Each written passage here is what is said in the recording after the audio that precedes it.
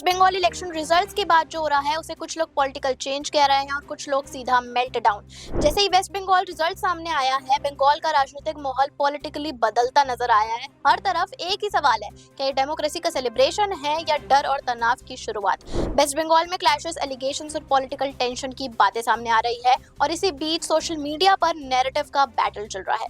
Election के तुरंत बाद वेस्ट बंगाल में पोस्ट पोल वायलेंस की खबरें सामने आई हैं और अपोजिशन का कहना है कि उन्हें टारगेट किया जा रहा है, उन्हें डराया जा रहा है, जो कि सच भी है। अगर हम हाल ही का केस उठाकर देखें तो बीजेपी कैंडिडेट विकास सरदार ने एक वीडियो में दिखाया था कि कैसे टीएमसी के गुंडों ने उनकी गाड़ी तोड़ दी और उनके सिक्योरिटी गार्ड की बंदूक तक छीनने की कोशिश की। और सोचिए, जब कैंडिडेट ही सेफ नहीं है तो आम आदमी का क्या हाल होगा। और इसके पीछे असर भी देखने को मिल रहा है। वेस्ट बंगाल इलेक्शंस के बाद ममता के डर से लोग वेस्ट बंगाल तक छोड़कर भाग रहे हैं कि कहीं उन्हें मार ना दिया जाए। दूसरी तरफ टीएमसी के सपोर्टर्स इसे एक ओवरब्लोन नैरेटिव कह रहे हैं।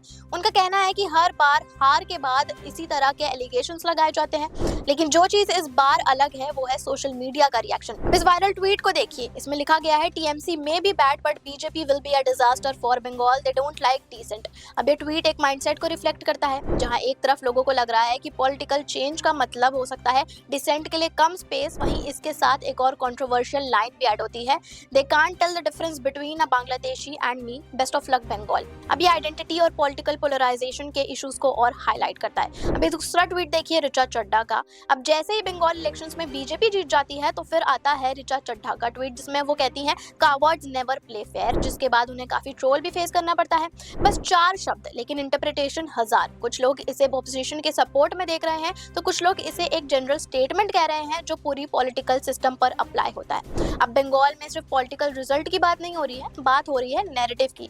एक तरफ लोग कह रहे हैं कि डेमोक्रेसी खतरे में है, दूसरी तरफ लोग कह रहे हैं कि ये सिर्फ सिंपैथी गेन करने का एक और पैटर्न है और सच शायद इन दोनों के बीच छुपा है। वेस्ट बंगाल की पॉलिटिकल हिस्ट्री देखी जाए तो क्लैशेस और टेंशंस कोई नई बात नहीं है, चाहे वो लेफ्ट का जमाना हो या टीएमसी का राइज ही क्यों ना हो। हर फेज में पॉलिटिकल कॉन्फ्रंटेशन इंटेंस ही रही है, लेकिन अब एक नया फैक्टर ऐड हो चुका है, डिजिटल इम्प्लीफिकेशन। आज एक ट्वीट सिर्फ ओपिनियन नहीं होता, वो एक नैरेटिव बिल्ड करता है और कभी वही नैरेटिव धीरे धीरे ग्राउंड रियलिटी से ज्यादा पावरफुल बनने लगता है। तो सवाल ये है कि क्या वेस्ट बंगाल में जो हो रहा है वो एक्चुअल में मेल्टडाउन है या फिर एक परसेप्शन वॉर, जहां हर तरफ नैरेटिव बनाया जा रहा है। और सबसे बड़ा सवाल, क्या डेमोक्रेसी सिर्फ वोट से डिसाइड होती है या उसके बाद लोग अपने स्टेट में कितना सेफ और फ्री फील करते हैं उससे भी, जो कि एविडेंटली साल 2021 और वेस्ट बंगाल इलेक्शंस 2026 के पोस्ट वायलेंस के बाद साफ है। शायद अगर लोग इतना ही सेफ एंड सिक्योर फील करते तो वो बंगाल छोड़कर भागते नहीं। खैर, आप क्या सोचते हैं, ग्राउंड रियलिटी ज्यादा स्ट्रांग है या सोशल मीडिया नैरेटिव? मुझे कमेंट करके अपनी राय जरूर बताइएगा।